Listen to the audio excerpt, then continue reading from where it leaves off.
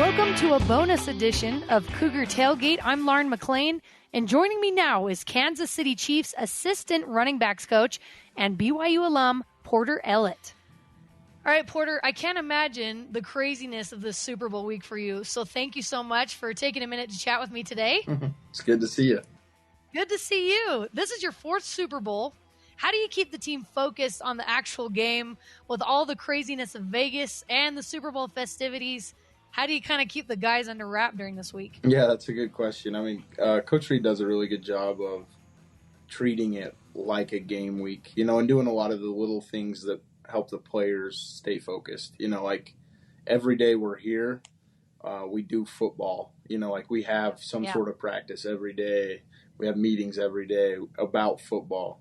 So I think he does a really great job of that. And then all season long, very much in our building, it's about football all the time. So it's just normal for the guys. Like, no, we're a football team. It doesn't matter where we go. That's who we are. So I'd say that's probably the biggest thing that we do well is, we continue to do the same things we do all year. Yeah, that makes sense because you could say there's a lot of quote unquote distraction that goes on through the entire season. So this is probably nothing new for you guys. Yeah, for sure. I mean, we are kind of the circus when we come to town, and we all like the show, everybody wants to play us. Everybody wants to see us. So it's always kind of crazy. Speaking of the show, you're in Vegas right now. What's the atmosphere like where you're at? Yeah, I mean, they have us clear outside of the city. So we're like 30 minutes from the Strip. But you can feel the energy in the city, the excitement. Like we take our buses back and forth to practice, and there's people like honking at us and waving, and it's a special energy around the city. Porter, you've done this before. This isn't your first rodeo. How do you feel like this season has been different from past seasons leading up to this moment? Yeah, I think it just took us longer to find ourselves a little bit on offense, especially. Our defense has been, lights out all year. But we have like a lot of new young pieces on offense. Like Travis is kind of steady, he's going to be great. He's as great as they come. And then Patrick's going to push everybody, and he's going to do great. And Pacheco, when he's been healthy, has been awesome. But you had kind of all these young pieces. So I think it just kind of took us longer to find our identity a little bit. But, I mean, the guys battled through it, and I think it made them better in the long run because they would lean on each other. And then lean on the defense. Like we've always kind of been an offense first team, so it's been fun to be like, hey, no, like you guys, thanks, you're winning us games and you're taking care of business. So that was kind of a little different for us, but you got to love the character that it built. These guys have kind of been through it, and you take everybody's best shot. Like, we're the defending champs, and they were coming after us every night, and they didn't feel bad for us. So you kind of had to figure it out. Yeah, the defense has allowed the offense to make a few mistakes here and there and it be okay, right? And you've been able to work with the running backs this year. How's that been for you? Incredible. It's been great. Great group of guys. I mean, all 6 of them that we have in the room right now are just great dudes. And, there's injuries at the position all the time, and I always felt like all 6 of the guys, you could play. Like you can go in and you can do the job, and we trust you to take care of things. And especially as a running back in, this offense, like Patrick, protecting him is important. And to know, to have him trust the backs and, hey, they're going to do a good job is important for us. So, but it's been phenomenal to work with these guys and the energy that they bring. They're everything you see on, social media or during the game, that's who they are. Like they're themselves, which is fun. I love that. Your wife, Carly, posted a TikTok video sharing a story about how Travis Kelce gave you the Back to the Future Marty McFly self-lacing shoes. First off, do you still have those shoes? You still have them? Yeah, I do. I still have. Yeah, I ended up having a couple pair because he got a second pair, and then they ended up not fitting the person that he got them for. So I ended up with both pairs. But yeah, he's just like that kind of guy, like we had joked around about it. Like, man, the one-arm guy, I should have had those shoes to begin with. Like, they're custom made for me.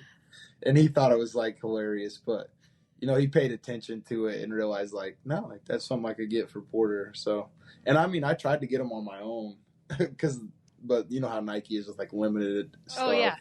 So I wasn't able to get him, and then he came through for me, which was really cool. But you gotta love it. Gotta love a guy like that, And then, I mean, the reason Carly posted it was because he was catching a lot of heat for the whole thing with the Ravens and all that. And, like, I do think it is important that people realize how great of a person he is, And then even, like, if he's my teammate, if I'm Patrick, I'm warming up and stuff's in my way. Like, I appreciated that as a teammate, absolutely. too, Like, you love that about him as a teammate, and then you love him off the field for all the good he does. He had to have known he was going to catch some flack for that, but it seems like he's a loyal guy. He's loyal to Patrick Mahomes, and he had his back, right? Yeah. That's what you want. Yeah, I love Porter as a BYU fan. One of my favorite things is when Travis wore that BYU jersey on his podcast, New Heights, and I know you're the guy behind that, right? So he kind of told his perspective on his podcast.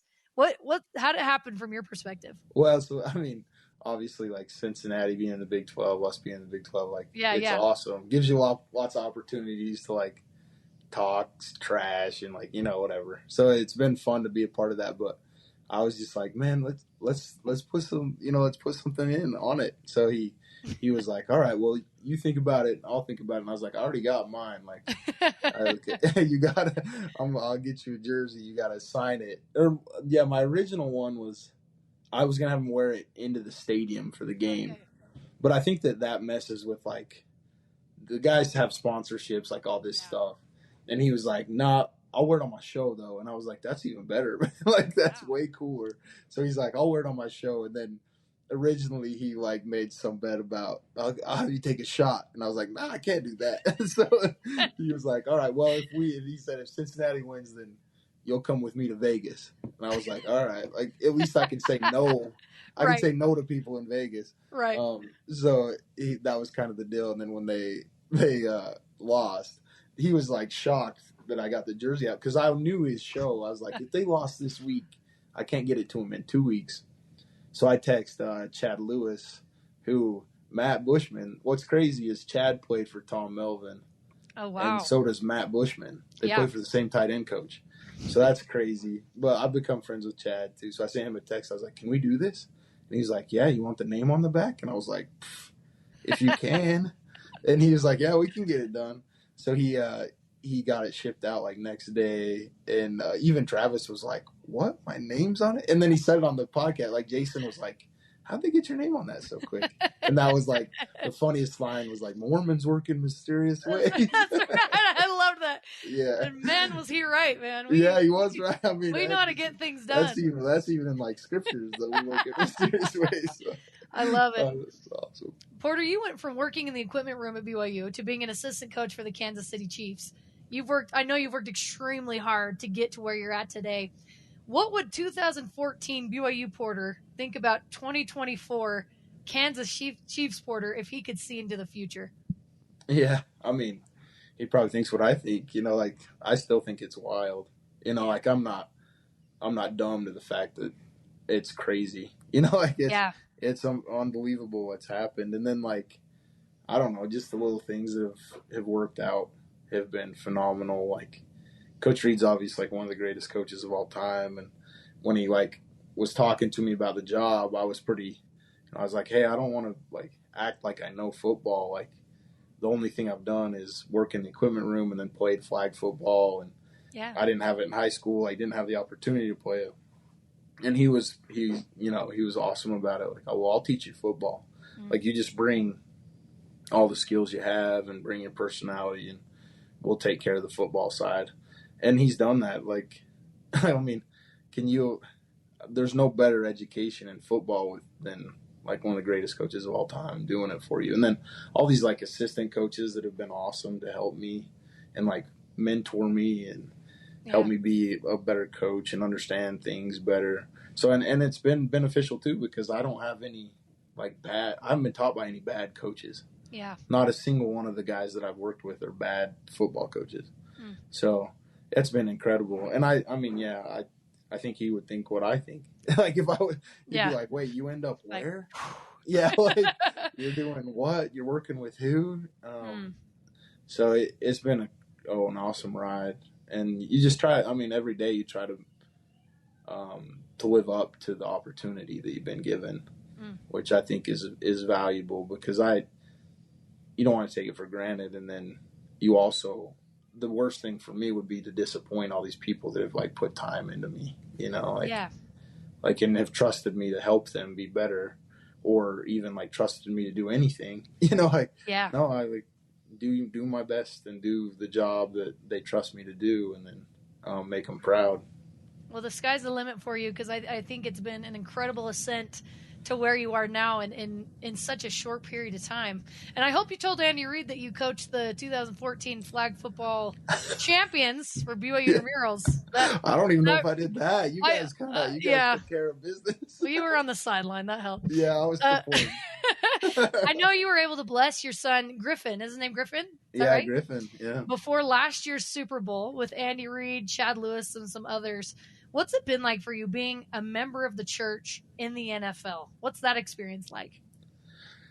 It's a really like special brotherhood, I think, as far as the people that get to be a part of it, and then the experiences you share, because it's a different world, really, to be a member in, and it's fun to talk to like Chad or a coach, or Alex Whittingham's on staff here, about Zane Anderson last year, Matt Bush, like all these guys, Dan Sorensen, but like just the experiences that you have in the NFL, and then your ability to share in your own way, share the gospel or your beliefs with people. And then the cool thing for me about it too is all these players hold you accountable as well. Like Porter doesn't drink, like he doesn't do that. He doesn't go to the club, like he doesn't. So if you do ever slip up, or they're like right there, like, whoa. This is against this is against your beliefs. It's like, oh yeah, thanks for reminding me. That's cool. You're right. So I've really appreciated that. And then it's really given me a testimony of like the simple things in the gospel, like just doing the little small things that make a big difference. Like no one's perfect, but those essential gospel doctrines, the primary things that we teach over and over again, those are super valuable, especially here, because they remind you of what's really important, and then the essentials of the gospel. So I've loved that, and I love the brotherhood that it creates with all those guys. I think that's so cool. And you grew up in Utah, similar as me, so it's different being the guy that stands out, right? Where in Utah, you're like, I kind of blend in with everybody. And like you said, people hold you accountable. And I know you've been a hero to so many people within and outside of the church, just your story and the incredible person you are. So thank you for doing that, honestly, from all of us. And I know you're not perfect. Nobody's perfect. But it's been so much fun for us BYU fans to watch you gain what you have and the hard work you've put in. Speaking of BYU is currently ranked 8th in the country in the NFL production power rankings, which is kind of crazy when you think about all the incredible powerhouses of college football that are around the country. A lot of successful players like Puka Nacua, Fred Warner, Zach Wilson, Tyler Algier, Sione Takitaki, that we could go on and on. In your 7 years working in the league, what have you found that it takes to have success? Because it's kind of crazy when you look at these BYU guys, none of them are 5-star, right? But they're having success in the league. What do you think it takes to have that success in the NFL? Well, I think like a beneficial thing for BYU guys is their ability to be, I don't want to say like mature necessarily, but their ability to focus on what's important when it comes to like football. Most of them are married, like a lot of them have kids. Yeah. So they see it as a job, even though they love it. Like it's a game to them still, but it's a job and a profession. And if you can perfect your craft, it really helps you be a successful football player at this level. Like putting the time in to doing the little things week after week and building that consistency is really irreplaceable when it comes to a player's success. So I think BYU's, their players, obviously not all BYU players have that built in, but the majority of them are going to excel and they're going to exceed expectations because of those little things. Like they're disciplined, they're going to be professional, and they're going to work to be more than, maybe what they're graded at. You said it yourself, like they're not 5-star guys, but they play up to that level because of the way they prepare and their focus and their discipline. So that's cool. And that goes across the board. I mean, these players that are uber successful, they're disciplined, they perfect their craft, and they do what it takes to be great. So that's what I see out of BYU guys. Like, one of my favorite examples is Dan Swenson, right? Yeah. Undrafted. I mean, he was here. He's still played in, like, I think the second most playoff games in Chiefs history. Like, he was a phenomenal player, and he did everything he could to get every ounce of talent out of his physical ability, like his body. He did everything. So he's a great example of that. He's Dirty Dan. Yeah, man, and he's dirty tough. You gotta love Dirty Dan. Is that cool for you, Porter, to have these BYU ties to, these guys that come to the Chiefs, like Matt Bushman, obviously Andy Reid, Daniel Sorensen? Is it cool for you to have those BYU ties with you in the organization? Yeah, I mean, because you cheer for those guys. Yeah. Like, I'm a fan of all these BYU players, so when I see them, I'm like, you got to coach them.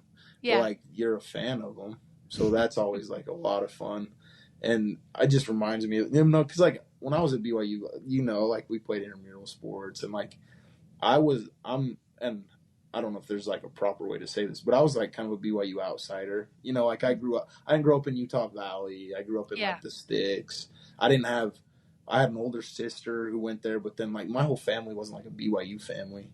Yeah. So, I was kind of like an outsider. So, now to be, like, rubbing shoulders with, like, I don't know, BYU royalty is really, like, fun for me, because it's like, like, you guys are awesome. And, like, they treat me as good as anybody. So, that's been really fun for me to be a part of that. And it shows you that, like, BYU is a place where you can have success and you can, like, climb the ladder. Like, it doesn't matter where you're from, or you can go in there and you can become, successful and meet all these, like, really cool people. If I didn't go to BYU, none of this would have happened, So. I love that. Do you and Alex Whittingham ever have some friendly banter? Oh, yeah. Go back and forth. All the time. Yeah, that's a daily occurrence. So. But and Alex is, like, one of my, very best friends when it comes to coaching and stuff. I mean, even outside of coaching, he's one of my best friends. So he's great, and his family's great, and they're BYU. I mean, you want to talk about BYU loyalty? You got to remind him. You always got to remind him. Yeah, you got it in your blood, Alex. Yeah, he does, and we joke around all the time about it. Like, when you're back coaching at BYU, you make sure I get in there too and stuff. So it's fun. But yeah, we always do. And then, when I met Alex, I wanted to hate him because he was Yeah. So I didn't want to like him, and then I got to know him and loved him. His dad, so Kyle. The first time I met Kyle was a preseason game in Seattle. He came up there to the game, and we got an Uber to go to a sacrament meeting at this church in Seattle. And he, like, got in the car, and I remember him just being, like, awesome.